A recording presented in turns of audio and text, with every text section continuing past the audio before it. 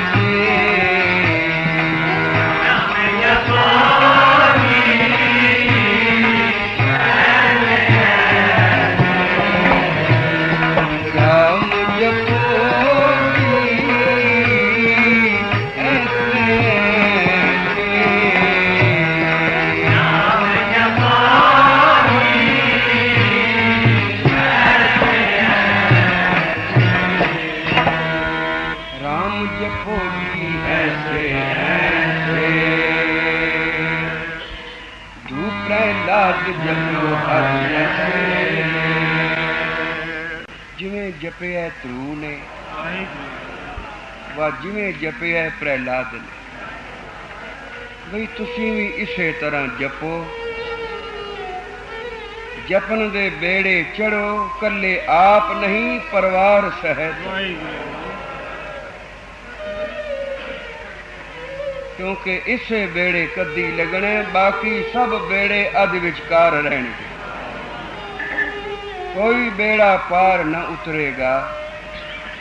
वाहिगुरु नाम जहाज है चढ़े सो उतरे पार। कितना को महात्म है नाम जपन दा। जैसे 68 तीर्थ परस किए 68 तीर्थां नूं कोई परस आवे।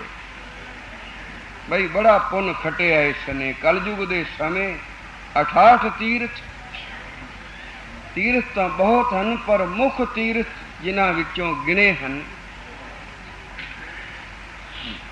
जिन्हां दा वड़ा महात्म है वो 68 तीर्थ हैं। आखिए सारियां तीर्थां दा फल जैसे 68 तीर्थ परस किए ते फिर इत्थे ही बस नहीं जुग 4 चढ़ियो कैलाश रहे।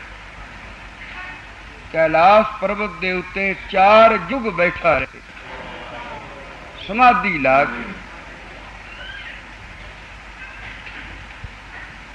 कैलाश पर्वत दे उत्ते शिवजी महाराज रहिंदे। शिवा ने जिथे धूणी तपी है उस पर्वत का नाम है कैलाश पर्वत। जैसे 68 तीर्थ परस किए जुग 4 चढ़ियो कैलाश रहो। भी ए थां पवित्र है। जिवें यात्रु गए हैं हेमकुंट पर कितना क चिर रह सके उत्थे थोड़ा चिर बस गए ते झटक उत्थे रहे फिर थले आ गए क्योंकि उत्थे रहना कठिन है। पर कोई एडा हठी निकले जिहड़ा 4 जुग बैठा रहे। 4 दिना दी बात नहीं 4 महीने नहीं 4 साल नहीं 4 सदियां नहीं 4 लाख वरे नहीं 4 जुग। एक करोड़ हाँ वरे बनते 4 जुग बैठा रवे कैलाश पर्वत दे उत्ते उपरली चोटी ते जिथे दिन रात बर्फ पैंदी है, बर्फ जिथों कदे घटी नहीं, किसी दे जान दा पहुंचण दा सवाल ही नहीं। पर आखिया जे कोई चला भी जाए बड़ा महात्म जान के, समझे ओ जाने भावें मर भी जावां महात्म तो ले आवां, ते जे ओ ना मरे जाके ते बैठा रहे 4 जुग, इतना पुण्य भी खट लवे तो भाई साहब आखते फेर अवल तो है ही अनहोनी गल, कठिन बात है। कोई इतना पुण्य ले नहीं सकता, ना इतना चिर कोई रह सकता।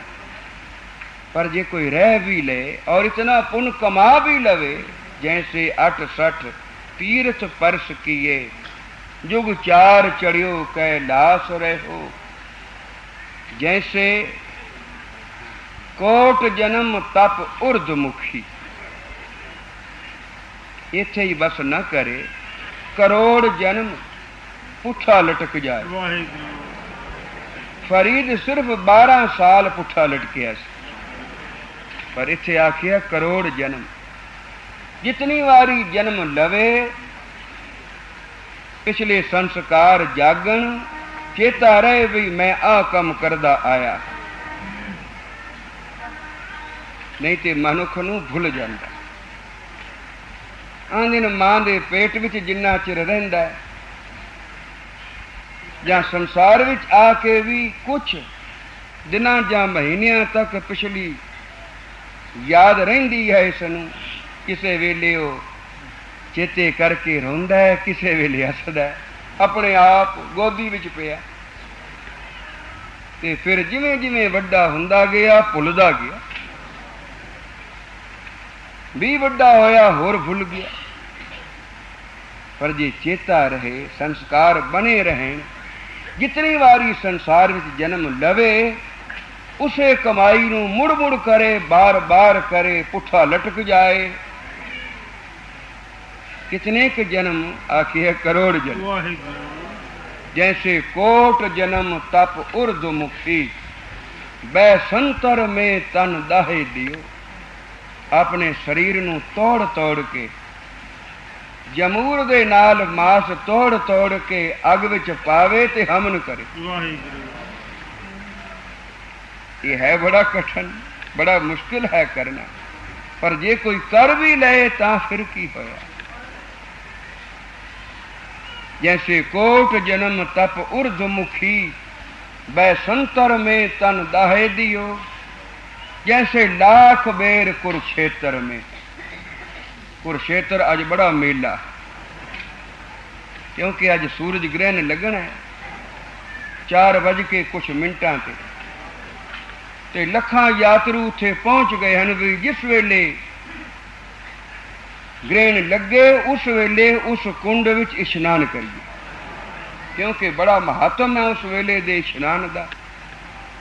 ते फिर दान पुण्य करिए। इस वास्ते लखां यात्रु चवां पासियों चवां कुंटां तो भजे आउंदे हन इस पुण्य नूं लैण वास्ते।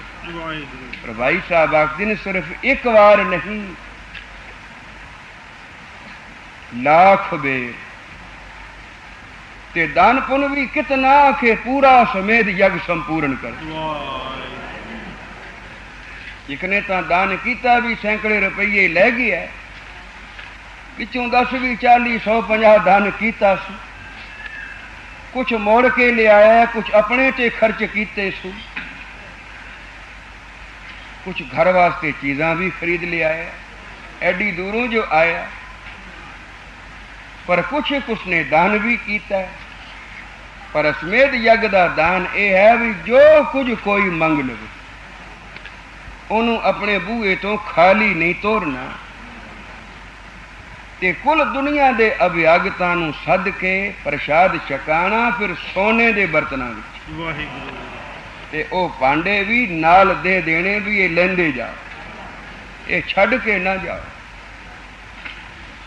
पांडवां ने असमेत यज्ञ कीता सी, उस तो बाद मुड़ नहीं किसे कीता। वो भी तां कीता जे भगवान कृष्ण नाल सहायक सन। ते फिर भी सुमेर पर्वत तो जाके सोना उधारा लिया। आंदे ने चारे भाई गए। वारी वारी सुमेर पर्वत तो सोना मंगण वास्ते उन्हें आखिया भी ये दसो लोगे किस मुंह नाल ते देवोगे किस मुंह नाल। तो सबना ने आखिया जी इसे मुंह नाल ले रहे हैं, इसे नाल देंगे। उन्हें आखिया मैं नहीं देना। जिसले परत आए, क्यों भाई सोना नहीं ले आए जी, उन्हें दिता नहीं। की आखदा कि उन्हें पूछया भी किस मुंह नाल लोगे किस मुंह नाल दोगे। असी आखिया इसे मुंह नाल लवांगे, इसे नाल देंगे। उन्हें आखिया मैं नहीं देंदा। युधिष्ठिर ने आखिया मैं जांदा, तुसी सच नहीं बोलिया, तुसी झूठ बोलिया, तुसी कमंड कीता है, तुसी हंकारी हो। एडी फड़ मारन की की लोड़ सी।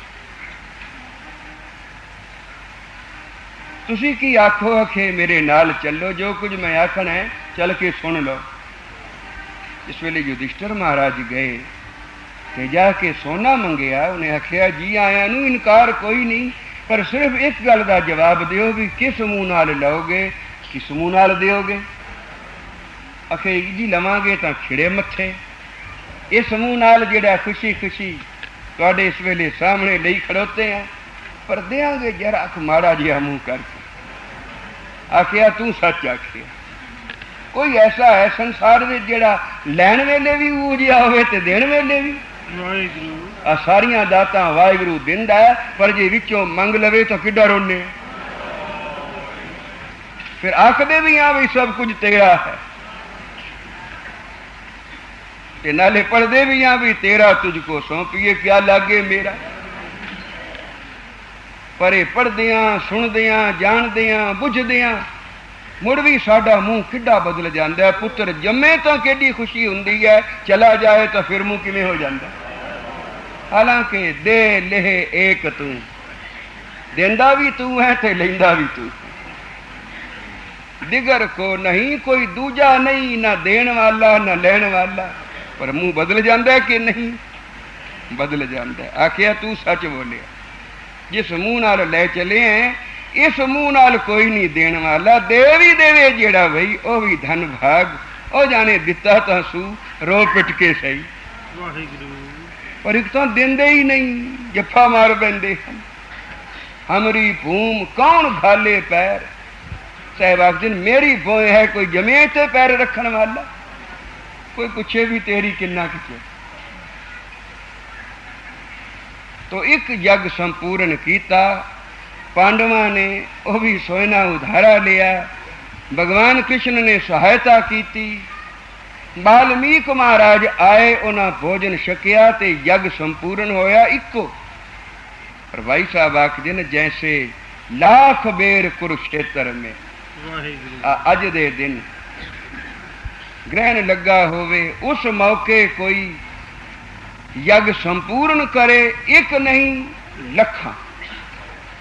जैसे लाख बेर कुरुक्षेत्र में अश्वमेध यज्ञ आ भंग ठहो। आखिए इतना पुण्य कोई कमा सकता है कि नहीं। ये तो सिर्फ कहन मात्र बात है। एक नहीं कोई कर सकता, लखा किवें कर लेगा। एक जट नहीं पर्वत की चोटी ते कोई ठहर सकता, 4 युग किवें बैठा रहेगा। अपने शरीर नूं कौन है जो जमूर दे नाल तोड़ तोड़ के मांस अग्नि विच पा के हवन कर देवे।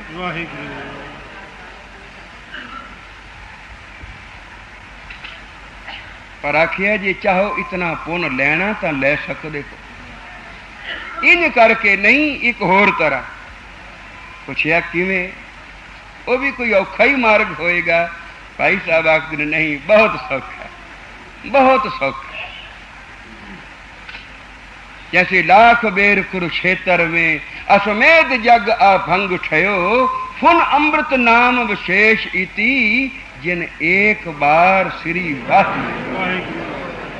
एक बारी जिसने गुरु नानक दे चरणा नाल मन जोड़ के आखिया श्री वाह, लखा अश्वमेध यज्ञ उसने संपूर्ण कीते। करोड़ हाँ जन्म ओ पुठा लटक के तपस्या कर चुका है, क्योंकि फल जो लई बैठा। 68 तीर्थां नूं ओ बेअंत वारी परस आया।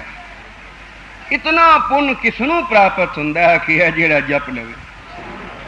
जपण दा एडा महत्व है क्योंकि यही एक बेड़ा है जिहड़ा पार ले जांदा है। बाकी किसे भी बेड़े चढ़ोगे भाई अधवाटे रह जाओगे। इस वास्ते कबीर जी आखदे ने राम जपो जी ऐसे ऐसे।